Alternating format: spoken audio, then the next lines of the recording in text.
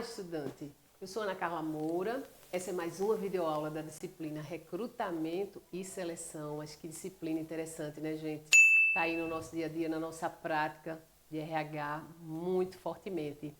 Bom, hoje nós teremos aqui um bate-papo com uma convidada especial, a professora Hélida. Muito bem-vinda, professora Hélida, muito obrigada por estar conosco. Eu vou ler aqui o currículo dela, especialmente para essa aula. Ela foi convidada porque ela tem uma experiência vasta, e vai contribuir muito conosco. Bom, Hélida é pernambucana, professora, formadora educacional e psicóloga, graduada em psicologia e pós-graduada em psicologia organizacional e do trabalho pela Unifafire.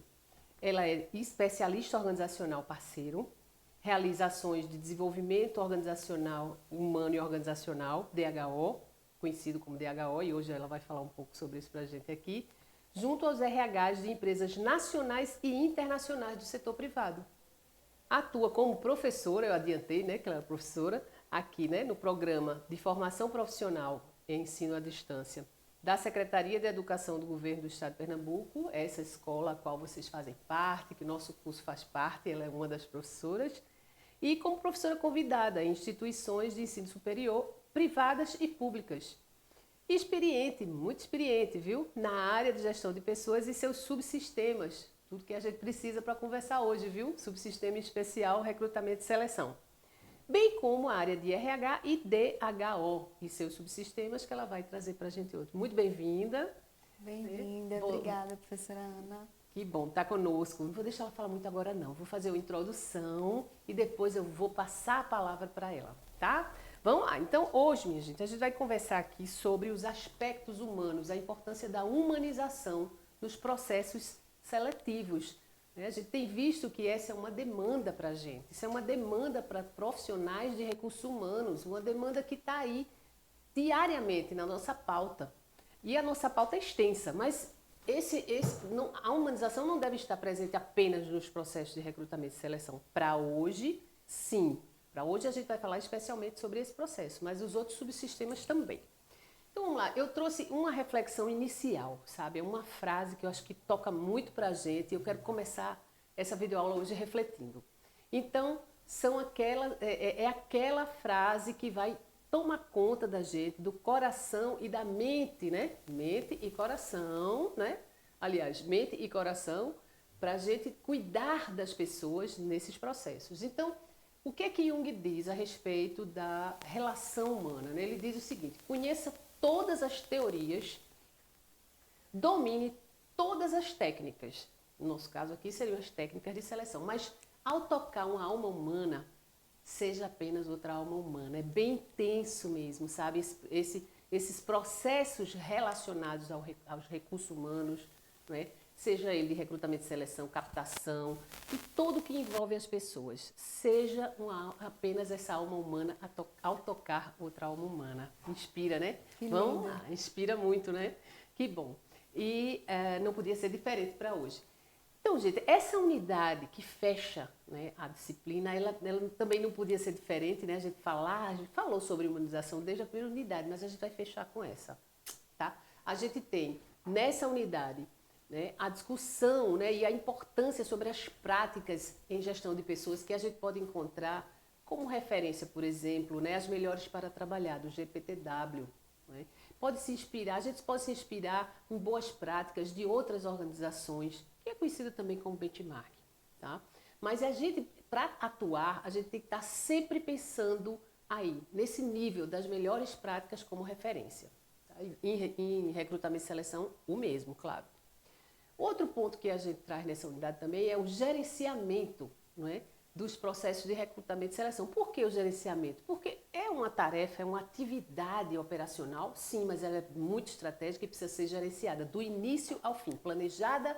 E quando a gente planeja, faz aquele PDCA, A gente planeja, desenvolve, executa e depois checa se esse processo foi bem trabalhado, Se não houve algum desvio, algum processo alguma etapa que não foi bem cuidada. Por exemplo, a gente vai falar um pouquinho hoje também a questão da inclusão das pessoas, a importância do retorno aos candidatos, a experiência da pessoa candidata. A experiência da pessoa candidata, ela nos dá aí esse retorno, sabe? De que a gente precisa melhorar. Será que essas foram as melhores técnicas que a gente usou? Essa etapa podia vir antes, essa podia vir depois? Será primeiro o teste prático? Será que antes o teste psicotécnico? Enfim, é nesse sentido, tá? Precisa ser gerenciado. E, por fim, fechando todos os assuntos, não é, dessa disciplina, a humanização dos processos de recrutamento e seleção. Né? A gente vai ser bem redundante, a gente vai falar muito sobre esse ponto. E aí eu trouxe para essa aula de hoje, essa videoaula de hoje, eu trouxe uma pequena contextualização a respeito dos processos seletivos, né? Como eles evoluíram. Inicialmente, há algum tempo, eu posso dizer, há pelo menos 2 décadas, né? Vamos colocar 2 décadas para trás, não é? A gente tinha processos seletivos que eram marcados por uma abordagem bem burocrática. Você tinha, por exemplo, eu sou um candidato a emprego e vou agora preencher uma ficha de emprego. Essa ficha de emprego, imagine, essa ficha de emprego tinha desde PIS, né, telefone, endereço, não que não possa ter, claro, mas tinha número da carteira de trabalho, em que interessa esses dados, né? Então, assim, era bem burocrático, capaz, e muito bem capaz, que essa ficha de candidato a emprego, ela ia direto para o departamento pessoal se você fosse contratado, mas se não fosse, em que soma? Em que somam, né, na verdade, esses dados? Então, e tudo é um processo, esse era o cenário, né, burocrático e impessoal. E também os currículos eram analisados mecanicamente, deixa eu ver aqui se essa pessoa tem essa experiência, se não tem, qual é a formação, muito mecânico, né? A gente precisa humanizar mais esse processo, que é o que a gente vai conversar. E à medida que a competição dos talentos aumenta, cria-se uma expectativa que os profissionais estão evoluindo. É preciso ter uma abordagem mais humanizada. E essa é a questão, viu, gente? Vamos ver aqui. Então, que ações devem ser praticadas, não é? A gente começa aqui conversando, agora eu passo a palavra para a convidada, né? Quais são as ações? O que a gente pode fazer na prática ainda, né? Começando talvez até pelo que a gente... Essa evolução, o que é que aconteceu de lá para cá, dessas 2 décadas para cá? Com a palavra, Élida. Excelente explicação, professora. Então, você, estudante, já compreendeu que o processo de recrutamento e seleção, ele veio transicionando ao longo da história. E essa transição aconteceu desde a nomenclatura. Então, recrutamento e seleção vem, né, de um termo em inglês chamado Human Resources, que aí é o HR, né, que digamos assim, HR, e a gente traduziu para o português chamando recrutamento e seleção. Mas aí você vê que é um termo clássico, aquela coisa que remete aos tempos anteriores, e aí esse processo ele foi se atualizando. E no que foi se atualizando, a gente chegou à nomenclatura de capital humano, né? Desenvolvimento de pessoas. Então, a gente tem hoje o DHO, que é o Desenvolvimento Humano Organizacional. É o termo mais atual para se referir a essa área de gestão de pessoas, que hoje já falamos também em gestão com pessoas. Então, a gente já inclui as pessoas nesse processo. Respondendo a tua pergunta, professora Ana, o que é que a gente pode fazer na prática, né? Enquanto recrutadores, enquanto pessoas que trabalham na área, né, de DHO, nós podemos pensar em inclusão e diversidade. Então, focando nessas 2 pautas, a gente consegue preparar melhor os nossos materiais, né, nossos instrumentos para o processo de recrutamento e seleção e nos prepararmos melhor para essa comunicação, para essa troca com as pessoas. Então, inclusão e diversidade são as palavras-chave para você começar a praticar esse recrutamento e seleção de forma humanizada. Ótimo, ótimo. Eu acho que a gente precisa dar esse passo. Esse passo já vem sendo dado, né, professora? Algumas empresas, algumas instituições de pequeno, médio, grande porte, não importa o tamanho da empresa. Isso. Você pode praticar a humanização em qualquer uma delas. E aí, você tocou bem, né, a importância aí da inclusão. E como é essa comunicação? Como deve ser feita essa comunicação? Porque me parece que também é um ponto, né, que a gente precisa discutir. O que você recomendaria com relação para o estudante que está nos assistindo, com relação à comunicação? Como humanizar essa comunicação, professora? Perfeito, o que é que você me diz? É uma pergunta assim, muito pertinente. A gente precisa entender a estrutura lógica dessa pergunta para poder chegar numa resposta que seja também assertiva, né? E a palavra-chave é essa, estudante, assertividade. Quando falamos em comunicação, a gente precisa ser assertivo com o que está chegando e com o que está sendo dito. Então, a gente precisa olhar, né, professora, para essas duas vias. A via que está transmitindo a comunicação e a via que está recebendo a mensagem. Então, nós, enquanto recrutadores, profissionais, precisamos nos atentar com a nossa assertividade na hora de fazer o escopo da vaga, na hora de descrever quais são os benefícios, né? Na hora que a gente coloca o salário, né? Então, a gente também precisa ter cuidado com isso. Quem é o nosso público-alvo para aquela vaga em específico? Isso. Porque se for um público mais operacional, então rever quais são os processos que a gente vai convocar para dentro da empresa, né? Para que não faça esse processo de deslocamento, esse desgaste dessa pessoa, às vezes gasta com passagem que não tem, né? Então, podendo fazer uma etapa online, por que não pensar antes, né? A importância de se preparar para esse momento também é a necessidade, né, que se revela da assertividade. Isso. Então, a comunicação, ela passa por isso. Ótimo, ótimo. Que interessante, porque a palavra assertividade, ela traz essa perspectiva. Se você não planejou, né, você recebeu a demanda e quer só ocupar a vaga, gente, porque tem uma vaga aberta agora, eu preciso ocupar essa vaga, então eu saio correndo pelo mundo afora com urgência, porque sempre é para ontem, é o que a gente encontra nas organizações, é para ontem. Sim. E o que é que... Peraí, mas se a gente não planeja, em algum momento a gente vai se comunicar mal. A descrição do cargo, bom, eu tenho a descrição do cargo, mas e o perfil para o cargo? Não, qual é essa diferença, minha gente? Olha, eu tenho um descritivo que vai me dizer o que aquela pessoa vai fazer, o que ela precisa para fazer, mas eventualmente tem um plus aí, algo que pesa mais, algo que vai chamar mais atenção, né? A gente vai contratar um auxiliar, um assistente para a área financeira, que ele tem que conhecer BI. Olha, BI é uma palavra que... Né? Por que eu estou falando inglês? Porque é a palavra que é conhecida, a ferramenta de BI vai tratar de dados. Exatamente. E que hoje está eu diria, não é que é de ponta, está na pauta de finanças, e não só de finanças, de RH e de outras áreas. Enfim, então aí tem aquele plus. E esse plus é o perfil da vaga. Se não for bem comunicado, primeiro que você já vai captar vai vir com um viés enorme. E aí acho que aí a gente entra também no próximo ponto, professora Hélida, que é o seguinte, com relação, porque assim, tem uma ferramenta, a gente falou sobre isso, então tem uma ferramenta que se chama entrevista de seleção. É uma das mais utilizadas, a gente até já falou sobre isso, seja na aula anterior, seja no nosso e-book, está lá no material da gente. Aí eu vou trazer de novo para a pauta a entrevista de seleção. Olha, com relação à condução das entrevistas, por exemplo, quais são as recomendações mais importantes no quesito humanização? Eu acho que tem muita coisa para a gente melhorar, sabe, nesses processos, porque muitas vezes a gente acaba colocando pontos de forma desestruturada. O que você me diz então? Aliás, o que é que você diz para o estudante que está nos assistindo? Dizer para nós mesmos, porque é importante nós relembrarmos sempre qual é o nosso trabalho, o que é que a gente está fazendo, para que a gente tenha o domínio do que a gente está fazendo e ter a assertividade na hora da conduta, não é? Então, para você, estudante, já vai se preparando, que já você vai estar no mercado de trabalho, e aí você vai precisar lembrar disso, né? Que você precisa se pautar, sempre respeitando os direitos humanos, né? Porque você está ali representando uma empresa, né? Você não está ali como um profissional autônomo, vamos considerar que você está dentro de uma empresa, né? E também, se for num cenário autônomo, também já fica a dica, né? Que você é a sua empresa. Então, você precisa ter este cuidado, né? Para passar uma imagem de profissionalismo, então sempre pautar nos direitos humanos.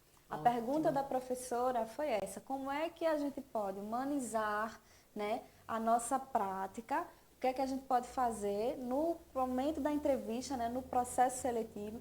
Então, veja, a entrevista ela é uma etapa crucial. Ela é uma etapa crucial desde os cargos basais até liderança, né? Sim, sim. Então, a gente precisa entender que a entrevista é aquele olhar diretamente com a pessoa. Então, esta parte da entrevista, não se recomenda que seja uma inteligência artificial que faça, por exemplo. Sim, né? É interessante e importante que seja um ser humano fazendo a entrevista com um outro ser humano. Então, partindo desse pressuposto, a gente já tem o primeiro ponto. Né? Você vai considerar que você está falando com uma pessoa. Seja essa pessoa uma pessoa com deficiência, então você já vai tratar primeiro o termo pessoa. Tá? Então, eu vou trazer aqui um exemplo, porque é que eu falei de PCD. Que aí já vai falar um pouco aí da Vamos inclusão, trazer né? um caso, tá? Então, você vai abrir uma vaga para PCD. Sim, sim. Urgente, precisa lá, não só pela necessidade da cota, né, mas também porque é uma demanda que tem aquela especificidade. E aí, enquanto recrutador ou recrutadora, você precisa se atentar que aquela pessoa é uma pessoa. Então, você vai recrutá-la, convidando e pensando nas limitações que ela tem. Então, se for uma limitação física, você vai ter o cuidado de observar na empresa quais são as vias de acessibilidade para que aquela pessoa possa estar ali participando. Né? Se não tem como, por uma demanda, né, das vezes da própria pessoa, né? Sim, sim. Da própria circunstância, você pode fazer uma entrevista online, então faz uma adaptação. Né? Então, é sempre pensar esse olhar, né? Qual é a subjetividade, a individualidade que está sendo posta ali na minha frente. E você vai fazer um trabalho técnico, né? Então, técnico não significa desumano, tá? Presta atenção, estudante. Técnico não significa desumano. Você vai ser assertivo, né? Mas sem deixar a parte humana de lado, sempre considerando aquela pessoa. Lembrando de Jung, né? Conheça todas as técnicas, aplique-as, mas não perca de vista que é uma alma humana que está do outro lado, assim como você.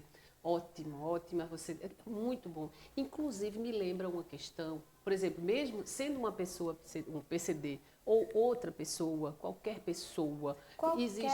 Pessoa. Isso, se aplica, ela trouxe um exemplo fantástico, muito bom, porque a gente já vai falar que a próximo tópico da gente já é, inclusive, ela já está puxando o assunto para a gente. Mas, por exemplo, se você marca com uma pessoa candidata às 2 da tarde e às 3 da tarde ela ainda está esperando por você, né? Às 4 da tarde você avisa que já vai atender. Então, a pessoa está ali. A pessoa, inclusive, como a gente conversou antes, né, professora? A pessoa não sabe nem o endereço direito onde é que vai ser. Pode acontecer de você ir lá 10 vezes no mesmo lugar. Enfim, esses cuidados são muito importantes. E falando em especial da entrevista, claro, é outra pessoa que está ali. E cuidado para não entrar, de fato, naquela intimidade, no que não soma. Por uma curiosidade, você pode fazer uma pergunta e aquilo tocar na pessoa de modo que ela fique... Olha, para isso, estou me sentindo até invadida, né? Ou invadido nesse ponto. Assim, às vezes tem perguntas, né, professora, que pode... Esse olhar, esse cuidado técnico. Muito bem. E aí a gente vai para a próxima questão, que é a questão da inclusão, né? E da diversidade. Como trabalhar essa questão aí, no sentido da humanização? Você trouxe muito bem o exemplo, ótimo, já deu aí um toque para a gente, mas como trabalhar melhor? Tem empresas, professora, que estão trabalhando com a inclusão, inclusive com as vagas afirmativas. Isso. E essas vagas afirmativas, por vezes, estão dentro do programa da empresa, ou por outras vezes não estão apenas por marketing, para trazer a pessoa, né, através das vagas afirmativas e dar um up na sua imagem. Eu não estou falando que todas as empresas usem essa estratégia, mas pode ser que sim e pode ser que não. E em outro caso, o RH pode estar presente e deve estar presente. Como é a atuação da pessoa, do técnico, da técnica de RH nesse sentido, né? Que cuidados para humanizar? O que dizer sobre isso? Certo. Difícil. O que dizer sobre isso? O que dizer a respeito que você recomendaria, que você diria, professora? Certo. Que é essa questão da inclusão, né? Okay. Porque, e aí, inclusive, desculpe, a inclusão também é uma inclusão da diversidade. Quando a gente pensa na pessoa diversa, né, nessas vagas afirmativas, a diversidade, inclusive, de pensamentos, de ideias, né, de você ter... Então, é muito grande essa questão, o né? Diferente, o né? diferente. O diferente de Ótimo. nós. Então, isso pode ser em etnia, isso pode ser com relação a questões religiosas, com relações políticas, pode se tratar de diversas formas. E por isso que o nome é diversidade, não é? Então, é diferente de mim. É diferente de mim em que sentido, né? É plural. Então, somos pessoas e estamos no Brasil, vamos situar, né, a nossa fala. Então, quando a gente considera que nosso país é um país miscigenado, que nós temos mais pessoas pretas e pardas no nosso país, por isso que também existe a questão das vagas afirmativas para as pessoas que se identificam, né, como pessoas negras também. Isso. Então, vagas para LGBT também. Então, são vagas afirmativas que são vagas que representam a cultura que nós temos hoje, né? Então, as organizações, elas vão acompanhando a cultura.